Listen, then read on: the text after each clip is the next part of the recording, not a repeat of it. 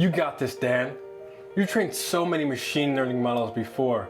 Logistic regression, linear regression. You use PyTorch, TensorFlow. You got this. Just because you put a ZK in front of it, it's just machine learning, right? Right? You got this.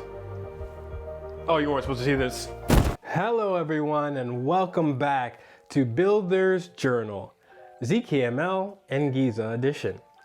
In the last episode, we built the Farcaster dataset for our ZKML model that we're going to use to create and detect Farcaster bots. But we missed one major important step, labeling our dataset, meaning we need to have some Farcaster IDs we know that are bots so that we can train our model in this episode. As far as I know, there isn't a public dataset out there with this information, so we're actually going to need to find this ourselves. And okay, let's not pretend that no bots on Farcaster. I mean, look at these accounts. They're all saying the same weird things. And I mean, some of these cats have like 80 likes. What? And look, this isn't some sort of campaign against Farcaster. I'll leave it up to that other guy to do that. Or is it a personal attack to make people who have 50,000 followers realize that there are 49.9 thousand of those people are actually bots and then make them feel uncool? Trust me, you're still cool and your mother loves you, so give her a call. Bots are an inevitable part of building a social network, but the quality of experience for real users can really be disrupted by them. This is why the big players have heaps of ML engineers and data scientists fighting that problem, and they still haven't really solved it. So this is just an experiment to see if we can build a model to do the same with Farcaster and use the powers of ZKML and Giza to make that model verifiable. If this video is your first video you're watching, welcome. You can catch the first one where I explain what Giza is in ZKML, as well as the second one where I build the initial data set. But that's enough talking. Let's get to the code. Let's build this model and smash some bots, shall we? Okay, so let's go hunting for some bots, shall we? So like I said, this is episode 3. Where we left off, episode 2 was building out the data set, and I think I left off by saying I'm going to combine everything. So where we are is basically we have this combined data set, data list here, and what this actually looks like is kind of hard to see in the notebook, but we have a custody address, a username, the display name of the Farcaster ID, whether or not they have a power badge. I'm not exactly sure what the rules are for with Farcaster and power badges, but it might be important when we're talking about training a model. Then we have a list of strings for followers. I think we have about 10 or whatever the followers they have, following a list of string, and then also the cast. So again, from the Giza data set, they pulled in a whole heap of casts over a certain time period, and each of those casts, we pulled in 10 random ones in the cast here, and that's going to be also a list of string. I printed out some of the columns so you can see that, and also, by the way, forgot to mention, but the link to this GitHub repo will be below the video. I get questions all the time. Oh, where's the code, or what you want to do? So if you want to do something crazy and actually look at this code, you're very welcome to do so. And then I'm just going to look at the data types there, just to make sure I gotten everything there. But the first thing, right, in this video is like, now we need to like label, which ones are bots and which ones aren't. And that's going to be kind of tricky. I want to do this in a very thorough or scientific fashion. And like I said, there's no clear data set, and there's no someone saying this is a bot, this is not a bot, and on a scalable basis. We'll look at some examples where I know they're bots just because what they're saying and what I kind of showed you earlier in the video. But hey, we need to find out which ones are bots and which ones aren't. So the first thing I did, actually, I pulled in from Dune. They have this like top spammy Farcaster IDs, and basically what spammy is for them is the ratio between how many casts they're having and actually how many reactions they're having. So if they have loads of casts and no reactions, they're probably quite spammy. And that necessarily doesn't mean that they're bots, but maybe they're just annoying people. We want them included in the bots category. Anyways, so I pulled in the CSV from that. I tried to do this with the API, but it wasn't working fully, but it's probably fine with the CSV because actually that data changes quite often. So I probably want to have a steady set of data there. And then, I like to do dot head for almost any time I do anything, just to see what the data looks like.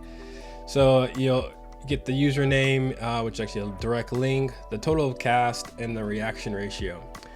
So what I wanted to do from there is actually just to find out if there's any of the Farcaster IDs that are in that CSV and in my data set that I have within actually the accounts that we pulled in from the Giza data set.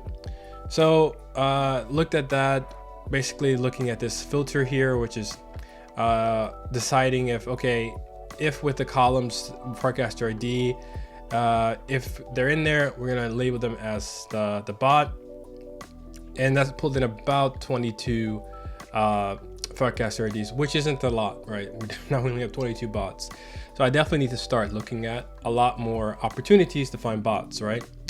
So the first thing I wanted to do here is actually look at maybe if in their bio or profile they have the words follow back. Like normally bots like to do this follow for follow kind of thing where they want they just say, oh yeah, follow me, I'll follow you back kind of thing. So this is me kind of looking at if in that pattern there in the cast, if there's anything about follow back in their cast, and also in their profile as well. So I didn't get any in the profile, but I got about 65 in the cast. So we're getting there. We're getting a little bit more what we think could be bots. The other thing I did was also I saw a lot of activity around people saying things like moon, right? Oh, this is gonna go to the moon, blah blah blah, moon Zora, moon blah blah blah, this moon NFT this. So that's a kind of a typical bot pattern. They will like come, make it count, push something, some sort of NFT, some sort of thing, and then hopefully do something crazy with it.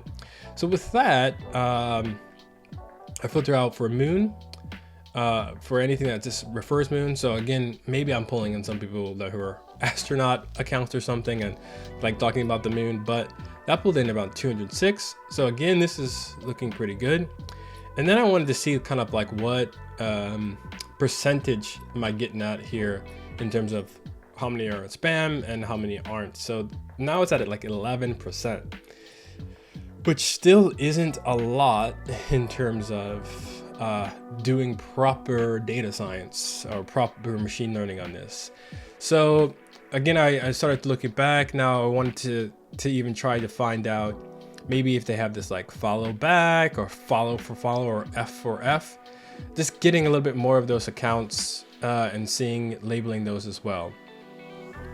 So with all of that, then I pulled in a few other kind of filters, whether it's follow me, follow you, airdrops, follow for follow, and then update about 56 more rows of that. So now we're at 206 bots or people who are labeled as bots. So this is bot, and then about 1,527 real Farcaster, unique Farcaster IDs. So I could go on here and probably look at other messages. Like I actually started looking at these accounts and seeing what they're casting, and there were some sort of patterns, and I tried to also search for those things within this data set, but I couldn't find them. So I think again, a lot of these bot accounts are freshly made. They start spamming something and then they don't do anything else. So if I want to go back to when this data set was collected and then find what the bots were saying then, yeah, but I could get more of these accounts. But I kind of took an aggressive way to do this, or where I went and said, okay, well, let me just take out like around 500 out of the real accounts, just to make this a little bit more even in terms of how many accounts we have for bots and how many we don't have. So I took out about 497 of them. Just quick maths here, so that gives me about 16% of the data set now is looking like going to be labeled as bots. So it's better kind of ratio than what was before. And now we need to train the model. This is point of the video. So first thing was, we're going to use this XGBoost. And in case you're completely new to data science, XGBoost is like the queen of models, or libraries in terms of classification, which what we're doing here in terms of classifying, take all of these elements and then make a prediction if it's a bot or not. So we're using XGBoost, and then scikit-learn to do the classic train test split of the data set. Then we're gonna go ahead and I've converted some of these things here, so that, again, because we're doing logistic regression, so whether it's a 1 or a 0 in terms of if they're active or not, or inactive in terms of the counts, as well as if they have the power badge or not. And then I'm gonna go ahead, and what I found here was like, okay, there's a lot of things that aren't going to be used in this data set. So like their profile, their username isn't going to be that important, because we can't really make a prediction based on that. There's a few other things to profile, right? So I went ahead and just like selected a few things. So the Farcaster ID, which normally I would probably say, oh, that's going to be really bad for the model to consider, right? Just a bunch of digits. But since Farcaster ID is kind of connected to when they joined Farcaster, then I think it's kind of important, right? I think the lower numbers, like this is me just theorizing here, lower numbers isn't going to be less, there's gonna be less bots, like, the first 505 Farcaster IDs hopefully weren't all bots. That would be really sad. But then also, so I'm gonna include that in there, the follower counts, whether or not they have an active badge or active status, and if they have a para badge. And then I added this is bot from the other data set. So this is the 1 or 0 being is bot or not. And then before we actually do the model training, I had to use this standard scalar library from scikit-learn. And what this is actually doing, if you can think about us training this model, it's a lot of big numbers coming in. And when we are pushing this over to make the ZKML part of it, which is kind of pushing this to Cairo, that's actually really tricky when you have these large numbers and trying to transpile them. So what standard scalar does is basically take the range and shrinks it down, so we're not working with these huge numbers. And then I just want to check out here then an array of that. So this is actually what the first element looks like now. And then you see here it's got this 0 and the negative. So this is actually much smaller numbers, negative numbers, than what we would have gotten without using it. Then we're going to actually use this XGBoost classifier. So this is actually using the classifier or XGBoost library and the classifier model. And we're going to evaluate this metric using log loss. So it's basically just giving us the understanding of the prediction. So how well is the model actually predicting whether or not this is a bot or not? I went ahead, then we're going to do this model fit. So that's actually the training. So we get a little output here of the classifier that we've developed. And then also printing out the accuracy. So we're going to do the prediction there based on the test data. And we can actually see about 81%, which in data science world, like, you never want 100% because then something's going horribly wrong. And if you don't want anything 50 below, because then the model is just guessing. So I'm actually pretty happy with 81%. It means that the model is picking up on some things that are important really in terms of making that prediction, and it's not making perfect predictions, which if it's in a perfect world, that doesn't exist. So this is, I think, pretty satisfactory for now. And then lastly, well, not lastly, but the next step is like to serialize the model. And essentially this is basically saving the model and it's given weights and in terms of what we did in terms of training. And it's like the command S of the model, because what we're going to do next is actually, I'll throw up the commands here, is actually first transpile this. So taking the JSON and transpiling that into Cairo code, and then deploying it to the Giza endpoint. So this is actually, they're actually using GCP here, I believe, to host all of these, or some sort of cloud provider, so that we can then make calls to it. I had a few issues here because I didn't dedicate the amount of memory, because again, this model can be big, small, and you can actually use, I'll throw it up here, this like /m flag, where you can actually designate how much memory you're going to use. So that's something to think about when you're working with Giza. And then lastly, once I ran those commands, I got the model ID, and the version ID of that. So now what I can do, I have this endpoint, and essentially I can push a little input data here and get back an actual proof. So this is what I get back, this little, hey, you did it. And then it has a prediction value, which I'll tell you right now doesn't make any sense to me, but it will later on.